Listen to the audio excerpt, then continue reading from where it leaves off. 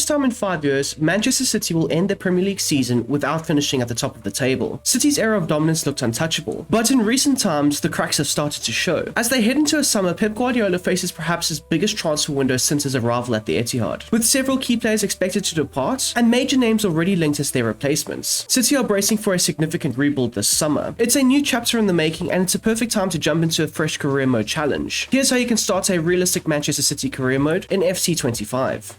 When starting off a career mode like this, it's crucial to get the fundamentals correct. And quite often that begins with the way that the team plays on the pitch. So replicating Pep Guardiola's in-possession philosophy is a great way to create a realistic and immersive Manchester City career mode in FC 25. His positional play, patient build-up, and structured attacking movements are key to capturing the identity of this team. And whilst I've created a realistic set of tactics for City in FC 25, it's important to note that Guardiola is always evolving. The City manager is consistently tweaking his system, whether it's the role of the fullbacks, the midfield rotations, or even the way that the team builds out. So I'd suggest that you guys go and check out the Pep Guardiola FC 25 tactics video, where I go over both the 4-2-1-3 system, as well as the more attacking 3-1-2-1-3.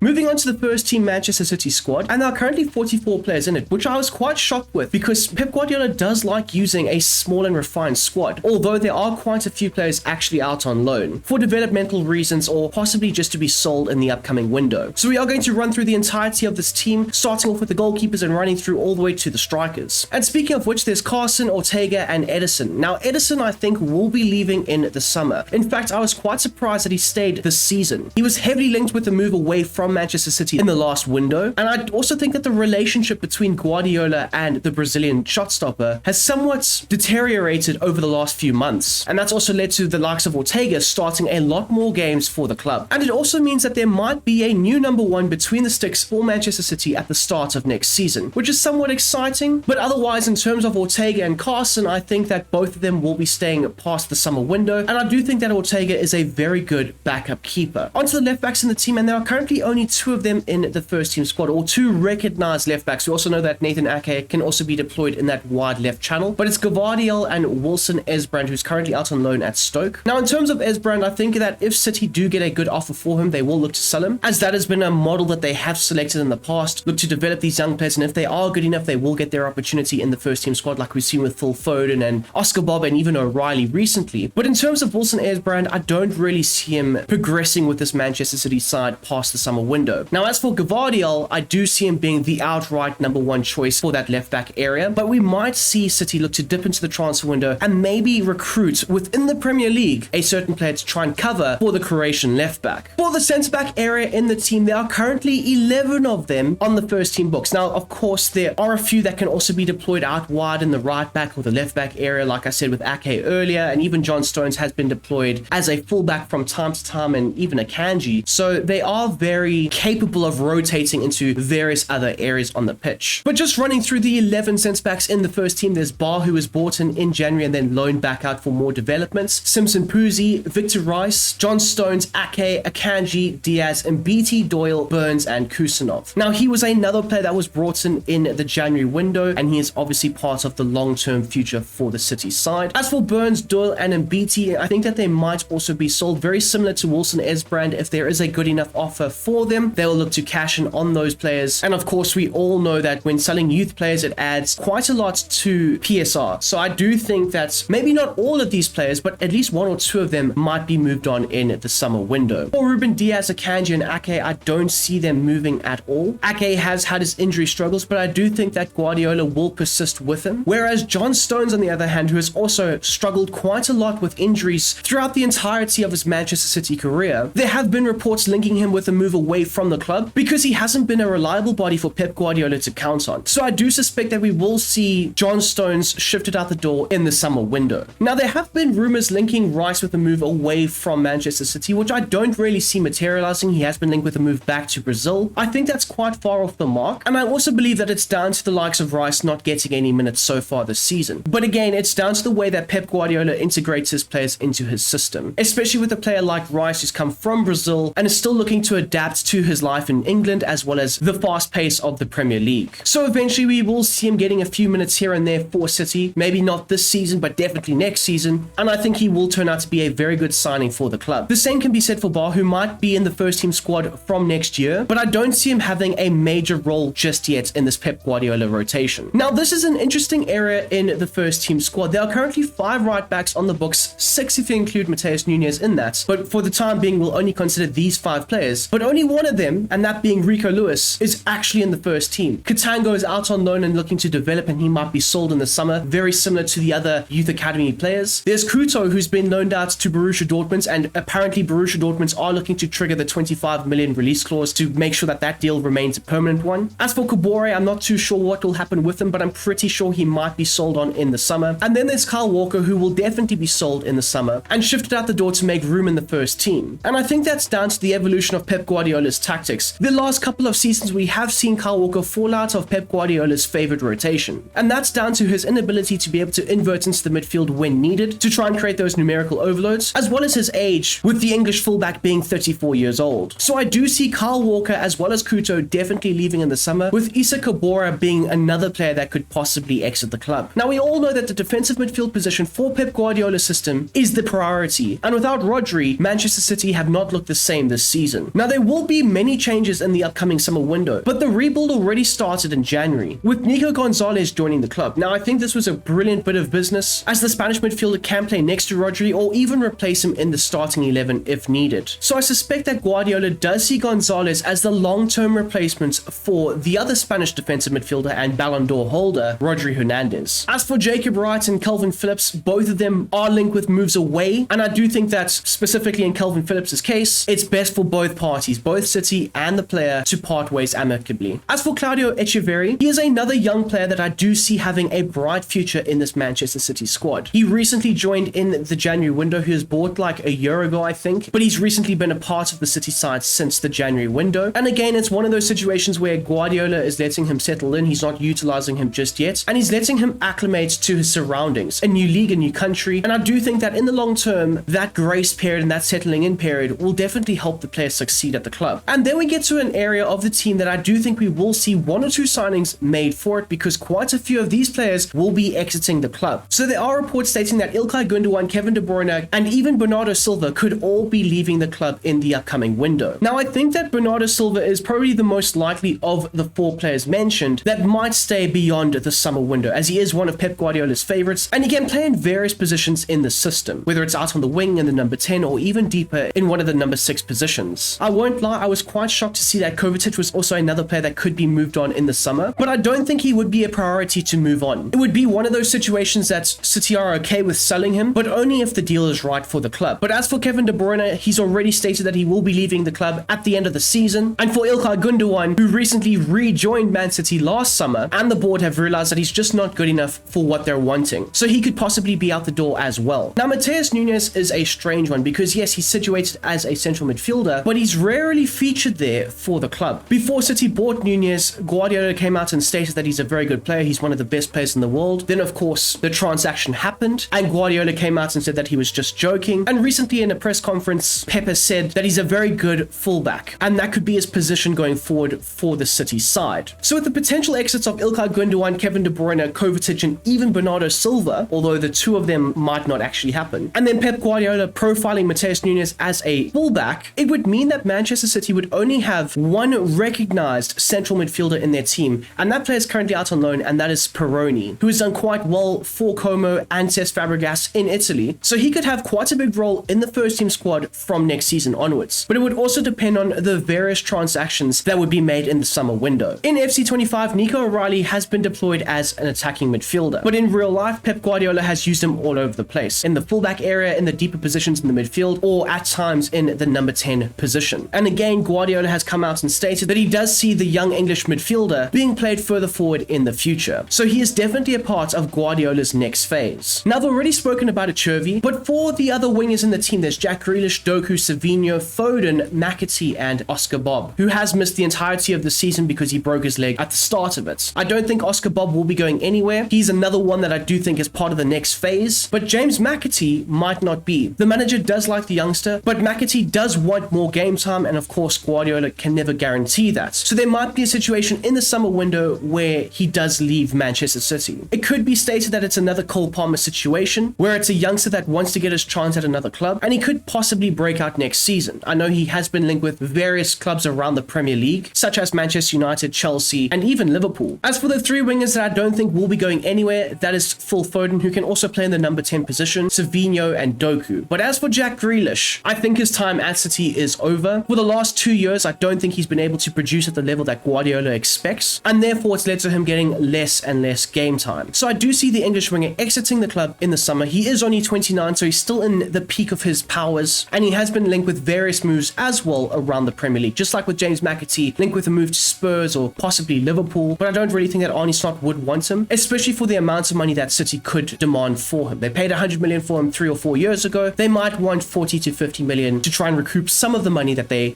outlaid for the winger. And lastly, for the first team strikers, there's Erling Haaland, Marmoush, and Mubama. Now, this is an area that I don't think City will be looking to add to, and it's an area that I think Guardiola is quite satisfied with. You've got your out-and-out first team number 9, but then you've got the backup number 9 who can also be played out wide, which is great for Pep Roulettes, as you could see one of Haaland or Marmoush starting, or possibly both of them depending on the various different games. And then on the bench you have a good up-and-coming youngster who can just add to the depth in that area as well as add to the homegrown quota.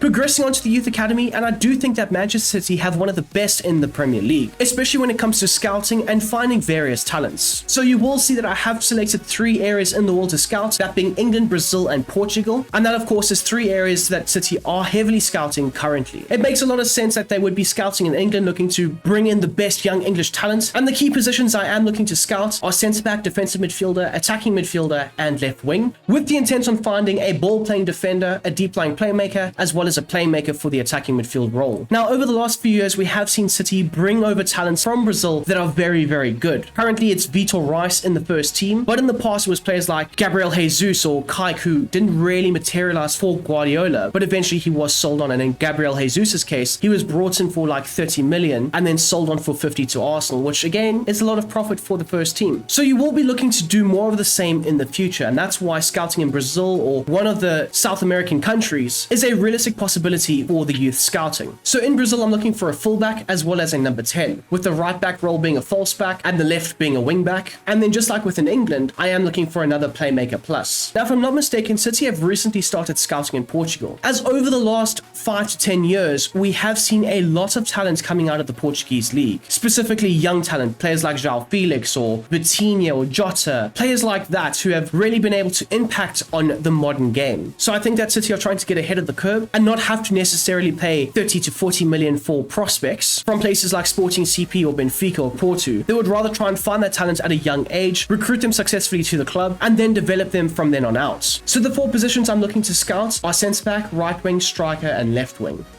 And then we get to the transfer shortlist for various players that have been linked with a move to the club in the summer window, as well as a few players that I have added to the shortlist that I just think will be able to fit into Pep Guardiola's system. Now, with Ederson linked with various moves away from City, it would mean that Pep Guardiola does want a first-team goalkeeper, and more specifically, a starting 11 keeper. So the 2 names that have been heavily linked with a move to City are Diogo Costa from Porto, as well as Zvila from Roma. Now, Diogo Costa just makes a lot of sense, especially with the new sporting director Hugo Viana, formerly from Sporting CP, coming through the door. I think he will know a lot about this keeper. Yes, he does play for Porto, which is a completely different club from where Hugo Viana was from, but I do think that he will have a lot of insights to what Diogo Costa is capable of. And I mean, he has been linked with many high-profile moves in the past, whether it's to Manchester United or Chelsea, but I just think that this fits perfectly. You have Ederson exiting and you replace him with Diogo Costa, who has the potential to be the best goalkeeper in the world. And if City aren't looking to spend a large amount of money on that area of the team, they could go for a slightly cheaper option in Roma's number 1 in Miles Villar, who definitely does have the qualities required to succeed in a Pep Guardiola system. The next area of the team that I do think that City will pay a lot of attention to is the fullback department, both the left and the right back. So I do have Cambiasso as well as Destiny Udogie, 2 Italian fullbacks Diaz, both left-footed, but Cambiasso can play on the right, as he does have the technical capabilities to play down either flank. And I think with him being naturally left-footed, having that right back invert into the midfield to possibly sit alongside Rodri or another defensive midfielder, it would provide a lot of balance for Pep Guardiola's system. Now, I should also mention that City are not only linked with a move for Destiny Udogie, but also for Pedro Porro, but I don't have him on the list as I don't really think he would fit into the way that Pep Guardiola wants his side playing football, as Porro is more of a bombing on fullback that looks to overlap, and if Guardiola hasn't been playing Kyle Walker nearly as much as what he should have in the last couple of seasons, I don't think that he would go for a player like a Pedro Porro. Whereas Destiny Udogie down that left-hand side could be an adequate backup for Josko Gvardiol, and it does depend on what happens with Spurs in the summer. Do they get rid of Ange Postecoglou? Does he stay? But there have been a few mumblings and rumors surrounding Destiny Udogie's future, and quite possibly we might see Manchester City trying to capitalize on the turmoil surrounding Spurs. And then it comes to the next area of the team. With the confirmed exit of Kevin De Bruyne and the potential exits of Bernardo Silva, Kovacic and Ilkay Gundogan, it would leave Manchester City's first team very light in that area, meaning that they will be trying to recruit strong candidates to fill up those positions, the first being Adam Wharton and the other two candidates being Hugo Larsson and Tino Reinders. Now, all three of these players would be absolutely immense for Pep Guardiola's system, his style of play, and also looking to elevate the potential of the squad, which is very high as it is. But in my personal opinion, I just see Adam Wharton being the best possible fit, and maybe City go and splash more money on one of Hugo Larsson or possibly Tino Reinders. But for the time being, Adam Wharton alongside Rodri would complement him perfectly. You might see a bit of rotation in that number 6 area where the one will go forward and the other one will stay back, and we do know that Rodri does like getting forward from time to time. But having a player like this, especially when Manchester City missed out on Declan Rice a few seasons ago, don't think that they would want to do the same thing again. And yes, it would cost a lot of money, but it's a great long-term investment for the club. Now, as for Hugo Larsson and Tino Reinders, I don't think that they are as perfect a fit as what Adam Wharton is next to Rodri, but I do think that they would be able to definitely fit into the system. More so Hugo Larsson in that other number 6 area, but Tino Reinders has also proven to be very, very good, a very talented individual that has flourished in the last 2 years at AC Milan. So I don't think that City could go wrong with any of these players, but there is a very obvious right choice.